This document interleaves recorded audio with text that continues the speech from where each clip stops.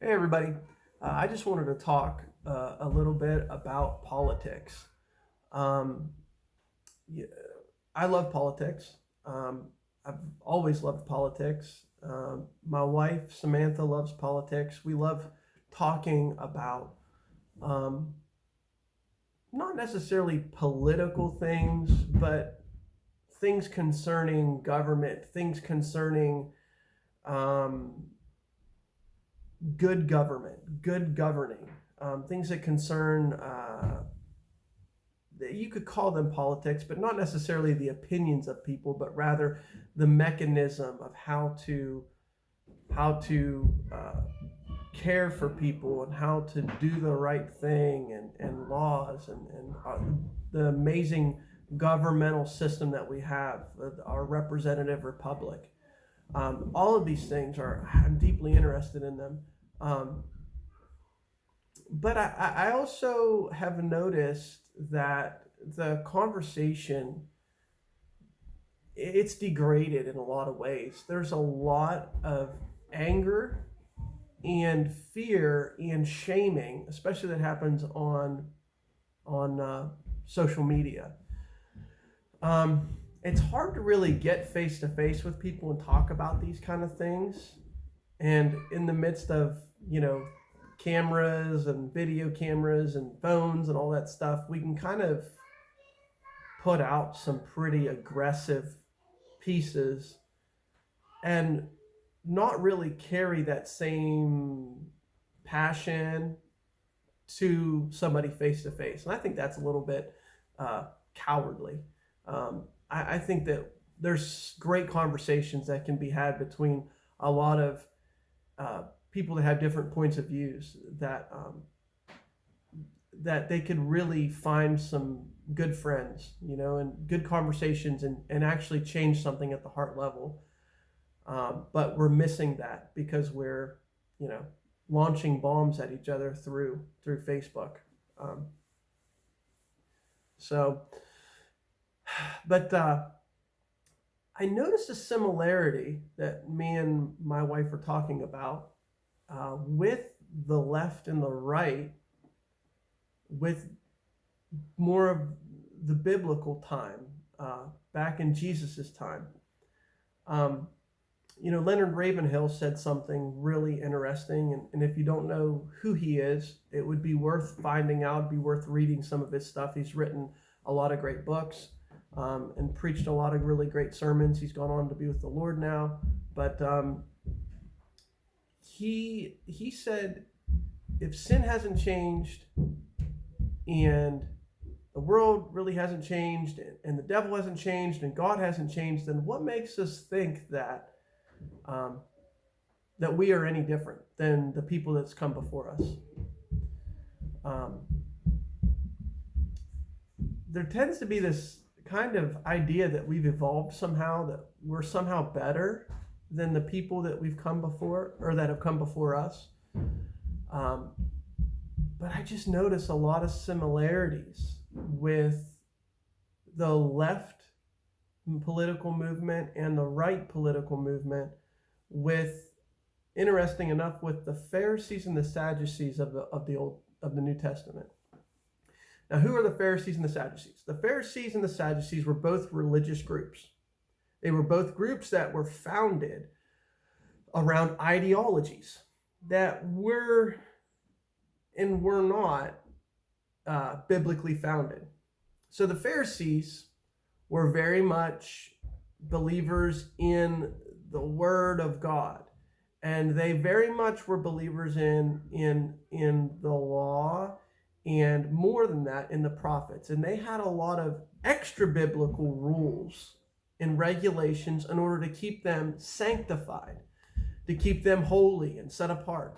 They were the teachers. They were the preachers.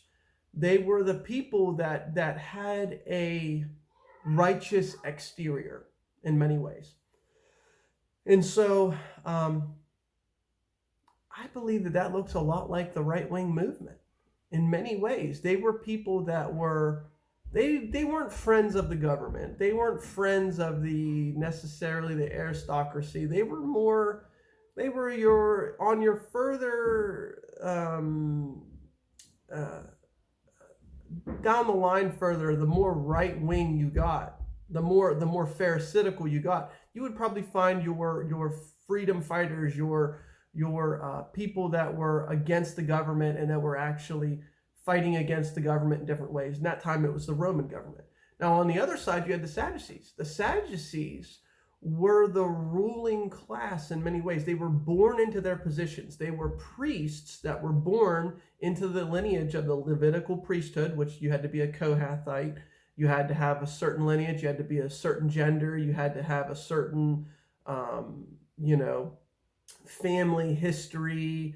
There was a lot of things that you had to be born into. It was old power, old money. It was they were very much friends of the government. It was Caiaphas, who was a Sadducee, who said, we should deliver Jesus up so that we can have a good relationship with Rome. They were people that were also very much involved with the Hellenists, which the Hellenists were the Jewish people that were very much more a part of the changing culture of the Jewish people. They were very much wanting to assimilate into Roman culture, Roman perspectives, Roman ideology. I think that we can honestly say that the Sadducees were very much congruent with left-wing politics. They were the kind of group that was they wanted to be in agreement with the government. They were okay with government control. They were okay with these things because they had a lot of setups. They had a lot of business and organization around having the Romans as their occupying government force. And so I've just noticed that, that these two parties were very much against each other. The Pharisees, they believed in the resurrection. They believed in the spiritual power. The Sadducees, they believed more in the law and just doing the right thing. But at the same time, they didn't believe in the resurrection. They didn't believe in miracles. They didn't believe in angels. They didn't believe in any of that stuff. They were just more about trying to be moral, but at the same time, very much involved in the government and government control and being a friend to the government and all these things. And so why am I saying that? I'm saying that because both parties were not friends of Jesus. Both parties were very much responsible for his crucifixion. And I just see similarities with today. I see similarities because, even though the right wing party stands up for a lot of things like not being for standing for life and saying abortion should be illegal, which is right. They stand for outward righteousness. They stood against the homosexual marriage. They stood against this thing and that thing, which is good. But Jesus's critique against the Pharisees, which I'm relating the two, was that you have no compassion, you have no mercy, you have no love. And when I listen to a lot of right-wing speakers, when I listen to the right-wing perspective, it's very angry, it's very hateful. They want to shame people, they want to just get at people. It's all about, we're going to drink the progressive, the leftist tears, and we're just so angry and how stupid they are and how dumb they are and all this stuff. And that's just not Jesus's voice. Jesus didn't approach those that were morally inept, he didn't approach them like that. He loved them. He actually died for them. And on the other side, you have the Sadducees. You have the those that are saying, hey, let's take the Bible out of schools. Let's abortion should be legal. a lot of the left-wing talking points, the progressive movement, yes, it's very anti-biblical. It's very against God. But I wonder how much of it has been born within the offense that has come through the harshness and the disconnectedness that happened with the right wing, with people that are saying, yeah, we believe in the Bible, we believe in biblical truth, we're all about that, but people that wouldn't open their hearts to somebody, wouldn't, unless it was going to bolster their church or bolster their thing. You know, how many of those people hearts were so small and so cold and so angry that they weren't able to be a friend to anybody? And so I just some interesting thoughts about that. And I guess my heart is, you know, I'm not talking about voting. You know, I'm personally, I'm going to vote for life. I'm going to vote for life, but I'm not going to put all of my eggs in the basket of politics when, if I'm going to vote for life, I should be for life in my home and in my personal life. I think that we need to put more energy into being the revolution that we want to see, the change that we want to see, rather than in yelling and shaming people from both sides. You know, Jesus's response, you know, they brought him into a conflict between the Pharisees and the Sadducees. They brought him into this conflict, and they said, you know, a man had a wife, and he died, and his wife then married his brother, and then he died, and then she married, and 7 brothers down the way, they all died, and here she is, she dies. In the resurrection, which husband will she have? That was the question from the Sadducees, because they don't believe in the resurrection. And the Pharisees do believe in the resurrection. So they were like, well, we'll just go to Jesus and ask him this question to find out what's true. See what the teacher answers. And he says, hold on. He said, God is the God of the living and not the dead. He's the God of Abraham, Isaac, and Jacob. Okay? He's the God of the living. He's not the God of the dead. But the fact that you're trying to figure this stuff out, he said the resurrection, they're not going to be like people. They're going to be like angels. They're not going to be given to marriage. They're not going to be married.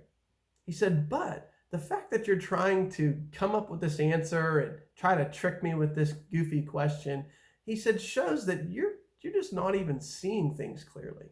You're looking at things through a physical lens that will only give you a very limited perspective. And you're really missing the deeper thing.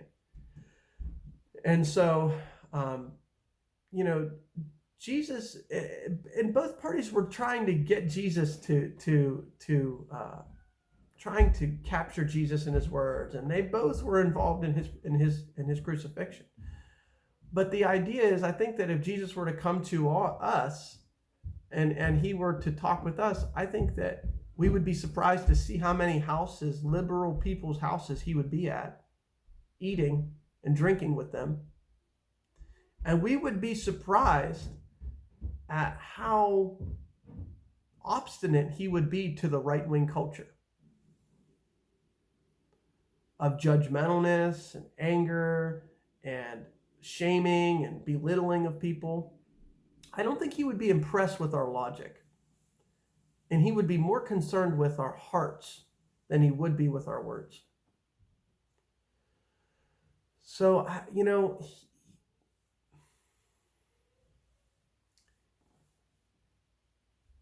both parties were complicit. You have to ask yourself the question,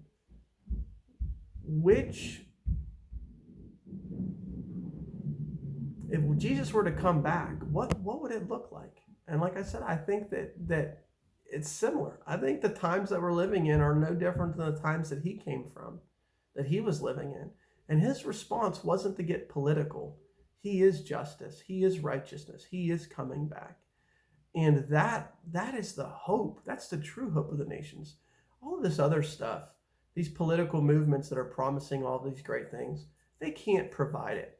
The church should be praying in every season for Jesus to come and to move by his Spirit and eventually to return so that justice and righteousness can reign on earth forever. He's the only one that can do this. No man can do this. And like I said, I'm voting for life, but my hope isn't in the politics. So I just wanted to just talk about that a little bit and maybe give some perspective. Thank you.